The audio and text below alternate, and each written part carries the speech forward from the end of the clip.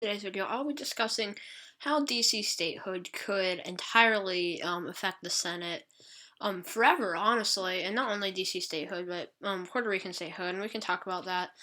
Also, one little thing I just wanted to point out, there are some states, West Virginia, Wisconsin, that have one Democratic senator and one Republican senator, and on the website that I'm using, it doesn't let me do stripes, so it has one smaller one and one bigger one. So I'm just this is a little random bit. I'm just making the bigger one be whichever party won there. I know LTE was doing a thing where whoever was in control got the bigger one. I'm just gonna do that. But so at the moment, I have I have two senators in D.C. I have them being the senators in Maryland. I changed Maryland's delegate edit to 4 or 2 for each of its things, so now there are 4.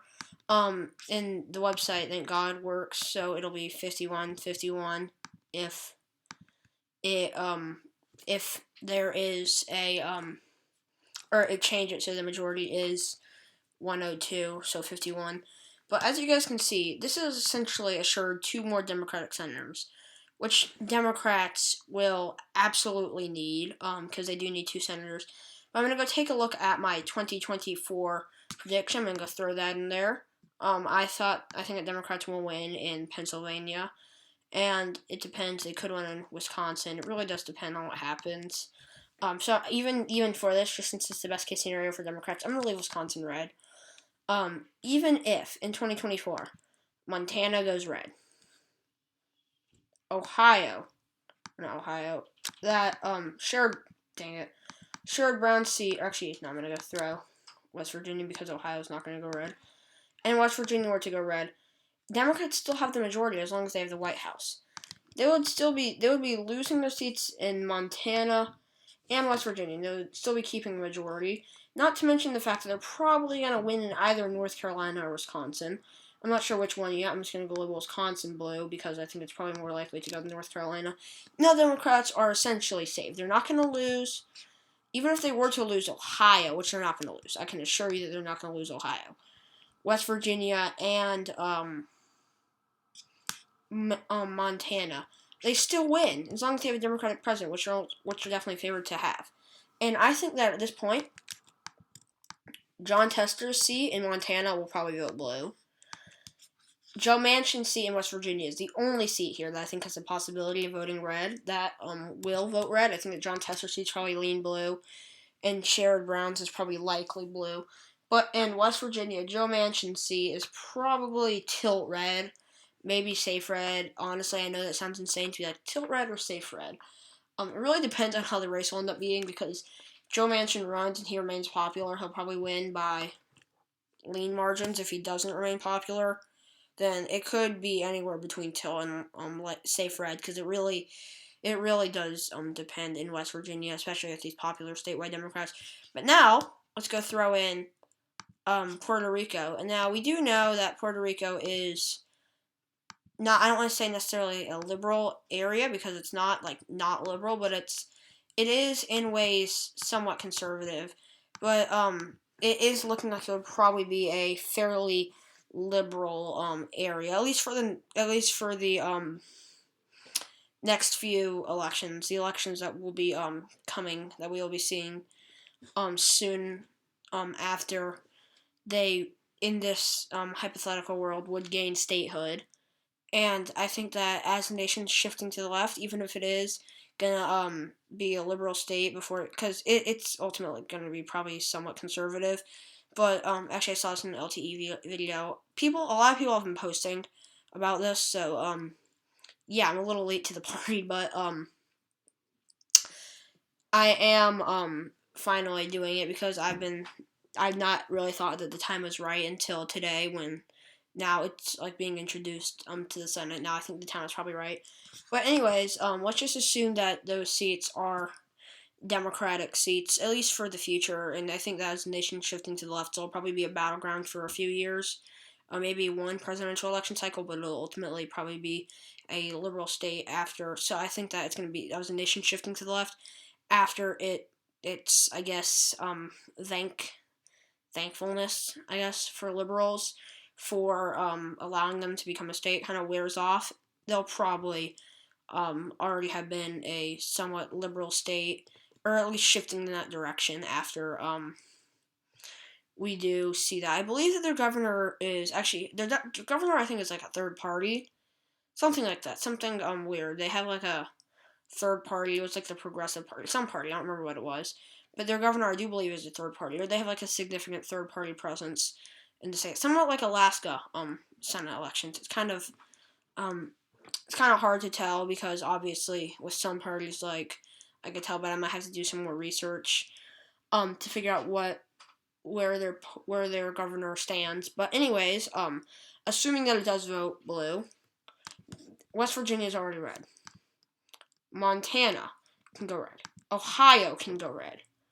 Georgia can go red. We can see that C in Georgia go red. In fact, and the Democrats would still hold the majority, assuming that they do in the next election.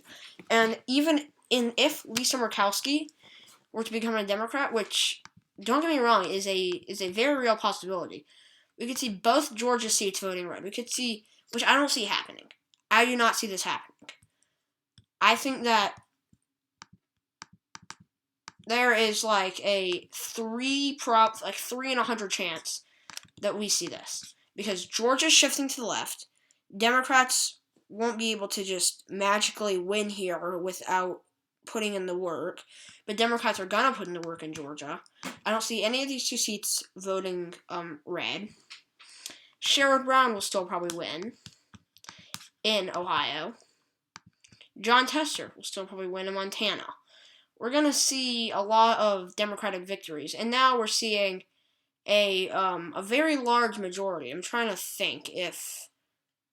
okay, I could do the math real quick. I could get my phone out and do the math. I'm going to do this, guys, real quick. I'm on my calculator. I'm trying to figure out what a filibuster-proof majority would be.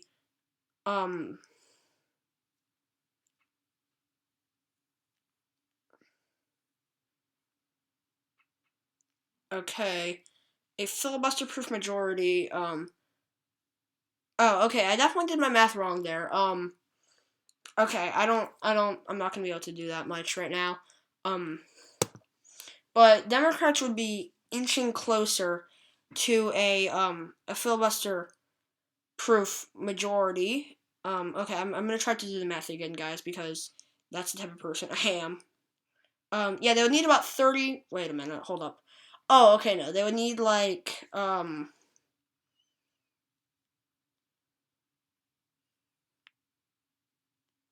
yeah, okay, they would need, like, 69 or 70 seats. So very similar to what we already saw with the filibuster, just a few more seats. But they would need, like, 14 more seats. And there are obviously crazy possibilities for filibuster-proof majorities. But anyways, they would be closer. Would they be closer? No, they would be... No, they would... This would ultimately get them closer to a filibuster-proof majority by a few seats. But anyways, like I said, Democrats would have to do like, if we're looking at this, I don't, like, this, they would have to do absolutely horrendous to be able to lose the Senate. They would have to lose in West Virginia, lose in Ohio, lose in Montana, and then lose in Georgia to tie the Senate. And then they would also have to lose in the presidency. They would have to lose in Montana, West Virginia, Ohio, and both of Georgia's seats to be able to lose I guess they could just lose one of Georgia's seats if Wisconsin does end up voting red. So let's go through Wisconsin red. Yeah, okay, oh, wait, hold up. Let's go put the current Senate with, Wisconsin red. Well, actually, this should be the current Senate. Democrats would hold a narrow majority. But like I said, I do predict Pennsylvania to vote red, and Wisconsin and North Carolina. I don't see Democrats losing both. I also don't see Republicans losing both. I could maybe see Democrats losing both, but it would be difficult. It all really comes down to Ron Johnson. But even assuming that it stays divided, Democrats would have to lose Montana, West Virginia just to make it a tie, and then they would also have to lose in Ohio, and for them to be able to, oh no, that's assuming that they already lost Georgia. So for them to be able to do that, they would have to. I'm trying to refresh this. They would have to lose in Montana, or Wisconsin and North Carolina in 2022, and in 2024, Montana, West Virginia, shared brown seat in Ohio, and then in Georgia, to get an outright majority for the Republicans, and then just a majority assuming they win the presidency, which they won't. I don't think that they will. It'll be they would have to win in Montana, Wisconsin, North Carolina, Ohio, and West Virginia. And this would ultimately be very, very bad for the GOP. They would not be able to do nearly as well. They would have to win races that they're all favored to lose in, except for arguably two of them, essentially, because there's three that we could make arguments for, but two of them ultimately, because we could argue for North Carolina, Wisconsin, and West Virginia. I think West Virginia is not really an argument, but then Wisconsin and North Carolina, like I said, they're both very competitive. But I think that they would have to do incredibly well, the Republicans. Democrats would have to do horrendously, and we've seen Democrats do awful on Senate levels. We've seen them lose in states they should have won. They should have won in Maine, I'll say it. They should have, or that's debatable. They were expected to win in Maine, and they didn't. They were expected to win in North Carolina, and they did not. They were expected to win in all these states that they honestly should have won in, that they didn't. And we could see Republicans doing it. Like I said, Democrats have done absolutely just terribly on the Senate level before. But looking at this, I don't think that Democrats would do that bad. Like, they would have to like exceed all expectations of bad. Like, that would be incredibly, incredibly bad. Oh, by the way, guys, I just realized this. Whenever I go up to this thing, you guys can see the website. That's the website I use, by the way, guys. If you guys want to go to that, yipms.com. I think I linked it in the description, or at least put it in the description. Anyways,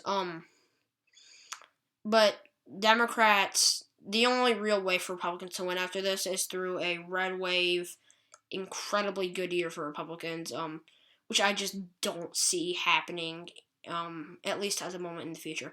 So yeah, thank you guys so much for watching. Please like and subscribe. Stay tuned for my next video, whenever that may be, and I'll see you guys there. Bye.